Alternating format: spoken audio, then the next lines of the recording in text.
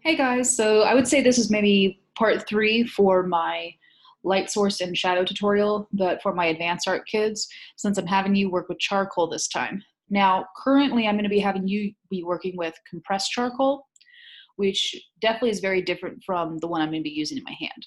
This is what I'd like to get you used to, which is called a vine charcoal. And it has, basically it feels like a burnt branch that you can easily break. But what I like about it is that it's a lot more forgiving, unlike compressed charcoal. So whenever you're first starting to do any type of shading with these, you always want to keep it flat and get a base shade down. And then all you have to do is just take your hands very lightly and just smooth it in. So for these, you really don't need a smudger. You just need to use your hands. And if you make a mistake, you can just use your hands and wipe it away. Or if you want, you can use a kneaded eraser to get some nice crisp highlights. All right, so now we have our base. So now I'm going to take my same charcoal. I'm going to draw out my orange. It doesn't have to be perfect because, again, I can lighten everything up by just kind of wiping it away. I have my orange. I'm going to get my shadow in here.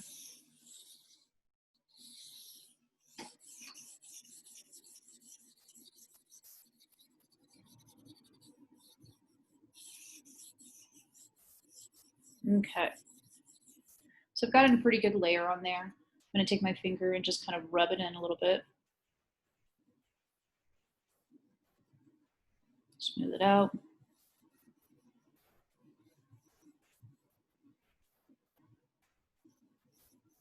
I'm going to use my hands to start building up my shadow that I have here.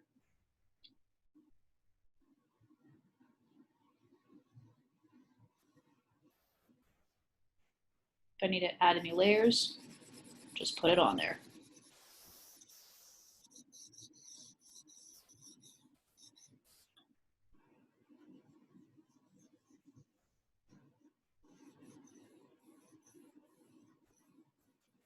What's nice about this is that you are able to very quickly manipulate what is happening on your drawing versus whenever you're working with an ebony pencil or even just a regular pencil, because it's very quick. I got this entire area done, as you saw, within like seconds. And that's what I love working with charcoal, because if you're doing black and white, this is the most time efficient, most controlling type of medium you can use. Go back and add in my dark areas again. Just roll it.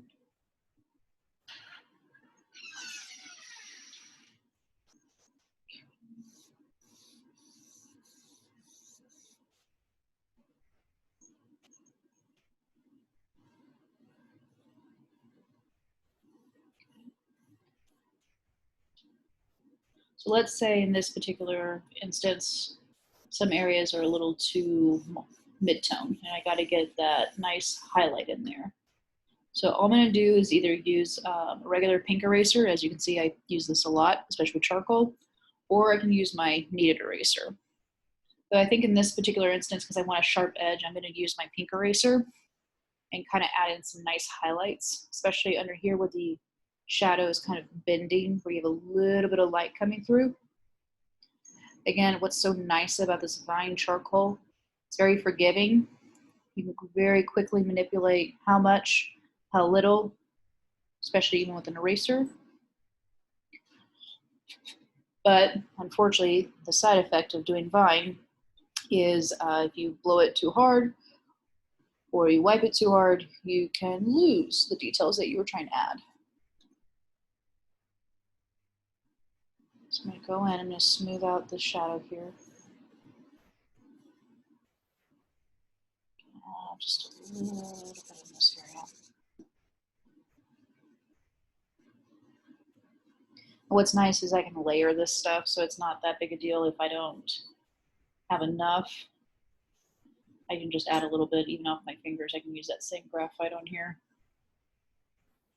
Okay, so maybe now I want to kind of sharpen up underneath here.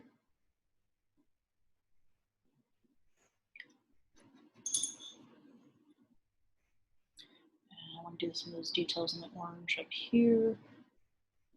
Folds are.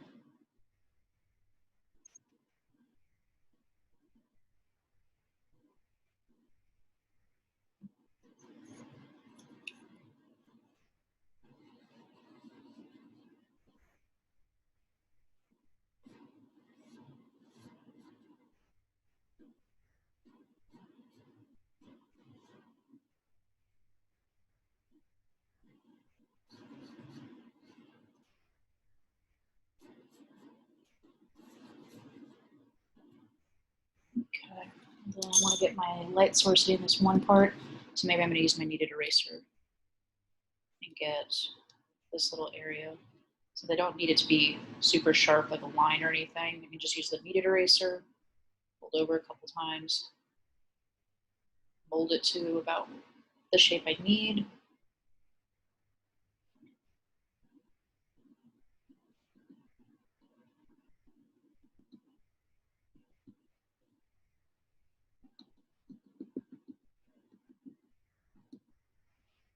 Get a little bit over here.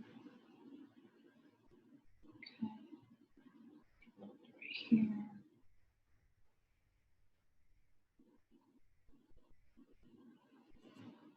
All right.